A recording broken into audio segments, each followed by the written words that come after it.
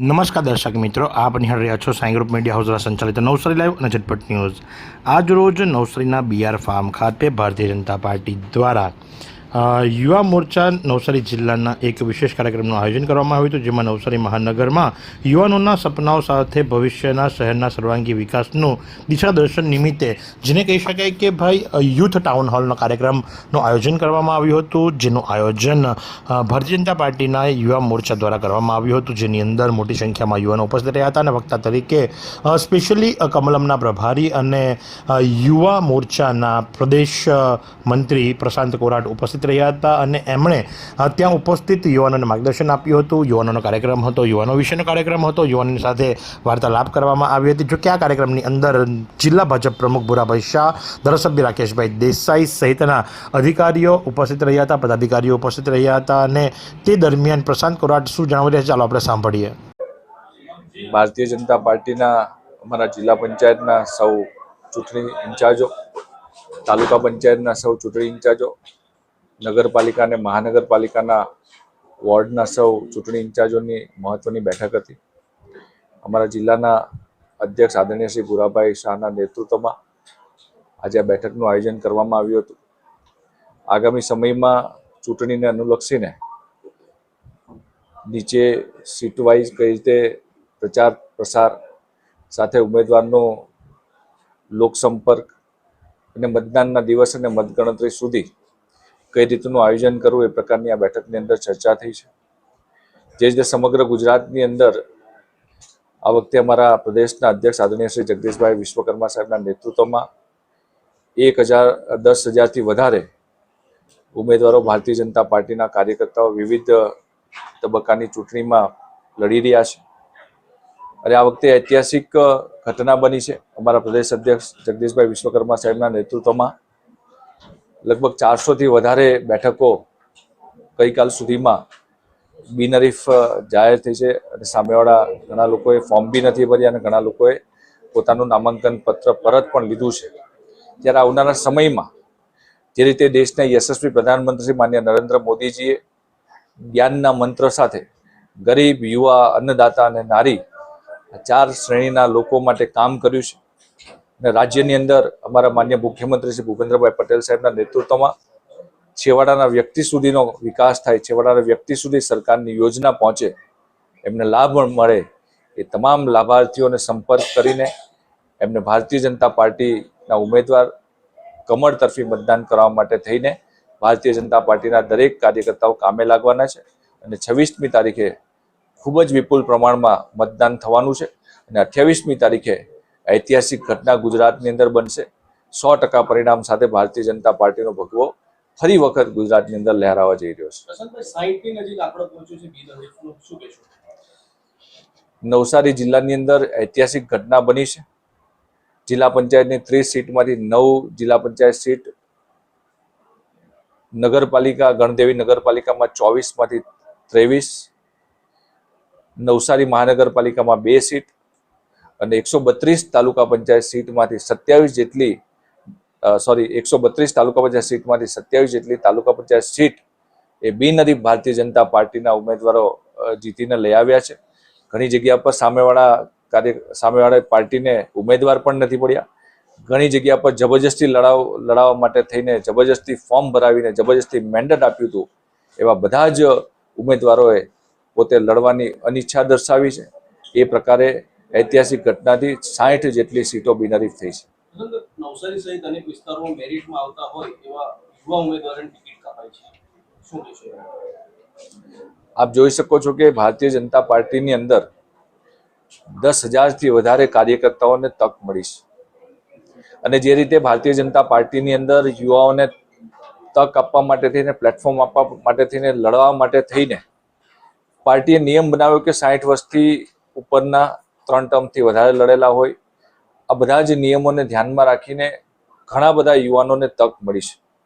જે રીતે દેશના યશસ્વી પ્રધાનમંત્રી શ્રી માનનીય નરેન્દ્ર મોદીજીએ લાલ કિલ્લાની પ્રાચીર ઉપરથી કીધું છે કે દેશની અંદર 1 લાખ યુવાનો સક્રિય રાજકારણની અંદર ભાગ લે, ભારતીય જનતા પાર્ટીમાં જોડાય। એ પ્રકારે ભારતીય જનતા પાર્ટી જે કહે છે કરે છે।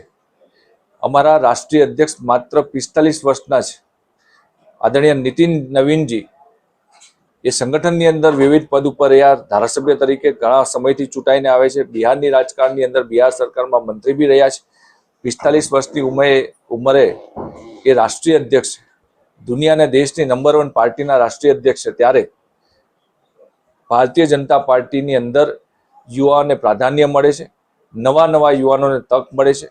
કદાચ કોઈ યુવાઓએ દાવેદારી કરી હશે, પરંતુ મેરિટ ડિમેરિટના આધારે કદાચ તક નહીં મળી હોય, પરંતુ સંગઠનની અંદર પણ એટલી જ જવાબદારી મહત્વની છે. આવા કોઈ પણ કાર્યકર્તા હશે તો ક્યાંક ને ક્યાંક પાર્ટીની અંદર દાયિત્વમાં લાવીને એ બધાને પાર્ટી અને રાષ્ટ્ર માટે કામ કરે એ પ્રકારનું કામ કરે છે. આમ આદમી પાર્ટી જ્યાંથી એનો ઉદ્ભવ થયો હતો એ દિલ્હીની અંદર લોકોએ જાકારો આપ્યો છે. દિલ્હીની અંદર પણ 10 વર્ષ સુધી પ્રજાને મૂર્ખ બનાવીને, લોકોને મૂર્ખ બનાવીને દિલ્હીના ભોળી જનતાને લૂંટવાનો પ્રયાસ કર્યો. ત્યારે દિલ્હીના લોકો પણ એને ઓળખી ગયા અને દિલ્હીની અંદર જાકારો આપીને ભારતીય જનતા પાર્ટી સરકાર બની હતી. હવે ગુજરાતની અંદર જ્યારે પંજાબની અંદર એમની સરકાર છે, એના રૂપિયા વાપરીને અહીંયા મોટી જાહેરાતો આપીને અને પંજાબની ભોળી જનતાના પૈસા ગુજરાતની અંદર ખર્ચી રહ્યા છે. ત્યારે આગામી સમયમાં સુરતની અંદર પણ લોકો જાણી ગયા છે કે જે રીતે ગયા વખતે 27 લોકોને સુરતની અંદર આમ આદમી પાર્ટીના લોકોને તક મળી હતી, એમાંથી પણ જે ચૂંટાઈને આવ્યા હતા એને પણ ખબર પડી ગઈ કે આમ આદમી પાર્ટીની અંદર શોષણ થઈ રહ્યું છે. ત્યારે એ બધા પણ ભારતીય જનતા પાર્ટીનો ખેસ ધારણ કરીને એમાંથી લગભગ 11 જેટલા લોકો ભાજપની અંદર જોડાઈ ગયા હતા. ત્યારે આવનારા સમયમાં આ ચૂંટણીની અંદર આમ આદમી પાર્ટીનું સુરતની અંદર ખાતું પણ ખોલાશે નહીં, એ પ્રકારનું લોકોએ મન બનાવી લીધું છે.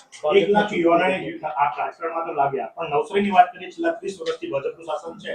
બેરોજગાર યુવાનોનો શું? મિલો બંધ થઈ ચૂકી છે. નવસારીમાં આજે રોજગારી સૌથી મોટો પ્રશ્ન છે, એજ્યુકેશન સૌથી મોટો પ્રશ્ન છે. જ્યારે યુવા ટાઉન હોલમાં નવસારી પધાર્યા છો, નવસારી વિશે શું જણાવશો? જે રીતે આપ સૌ જાણો છો કે ગુજરાતની અંદર માનનીય નરેન્દ્રભાઈ મોદી સાહેબ જ્યારે ગુજરાતના મુખ્યમંત્રી હતા ત્યારથી દરેક તાલુકાની અંદર ITI કોલેજ બને, દરેક તાલુકાની અંદર સરકારી ઇજનેરી, દરેક તાલુકાની અંદર સરકારી કોમર્સ અને આર્ટ્સ કોલેજ બને, દરેક જિલ્લાની અંદર સરકારી ઇજનેર અને મેડિકલ કોલેજ બને. એ પ્રકારે યુવાનોને શિક્ષણ આપવાનું કામ કર્યું છે. અને સાથે સાથે આ બધા જ શિક્ષિત યુવાનોને નોકરી મળે એ માટેની વ્યવસ્થા કરવા માટે થઈને 2003થી સતત ગુજરાતની અંદર વિવિધ ઉદ્યોગોને અહીંયા રોકાણ કરે એના માટે થઈને વાઇબ્રન્ટ ગુજરાતનું આયોજન કરીને ઘણા બધા ઉદ્યોગો ગુજરાતની અંદર આવ્યા અને એના માધ્યમથી ઘણા બધા ગુજરાતી યુવાનોને નોકરી પણ મળી છે અને રોજગારી પણ મળી છે. કદાચ કોરોનાના સમયમાં આપ સૌએ જોયું હશે એ ઘટના એવી બની હતી કે આખા દેશની અંદર જ્યારે લોકો પોતપોતાના ઘરે જઈ રહ્યા હતા ત્યારે અહીંથી હજારો લોકો પોતાના વતન ગયા. એનું કારણ છે કે અહીંયા રોજગારી મેળવી રહ્યા હતા, પણ ક્યારેય એવી ઘટના નહોતી બની કે કોઈ બીજા રાજ્યની ટ્રેન અહીંયા ગુજરાતમાં આવી અને ગુજરાતીઓને અહીંયા મૂકવા આવી. એ દર્શાવે છે કે ગુજરાતના યુવાનો શિક્ષિત પણ બન્યા છે અને ગુજરાતના યુવાનો એને રોજગારી પણ મળી છે. નવસારીની આજુબાજુ પણ ઘણા બધા ઉદ્યોગો આવી રહ્યા છે અને એના માધ્યમથી ઘણા બધા નવસારીના યુવાનોને પણ રોજગારી મળશે અને આવનારા સમયમાં જે પણ યુવાનોની આપણે વાત કરીએ એને પણ રાજકારણની અંદર પણ સારામાં સારી તક પણ મળે. તો સાથે જ આ કાર્યક્રમની અંદર 8 થી 10 એવા યુવાનોનું સન્માન કરવામાં આવ્યું હતું કે જેમણે પોતપોતાના ક્ષેત્રની અંદર ઉત્કૃષ્ટ પ્રદર્શન કર્યું છે અને ભારતીય જનતા પાર્ટીની વિચારધારાથી સમર્પિત છે.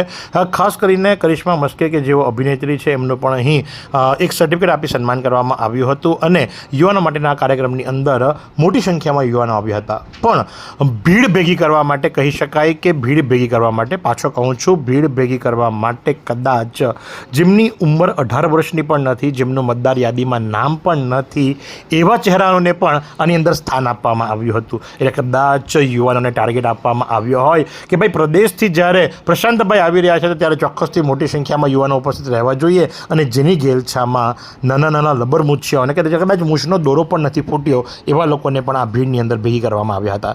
તો આજ પ્રમાણે આવા અવનવા સમાચારો માટે આપ નિહાળતા રહો નવસારી લાઈવ અને ઝટપટ ન્યૂઝ.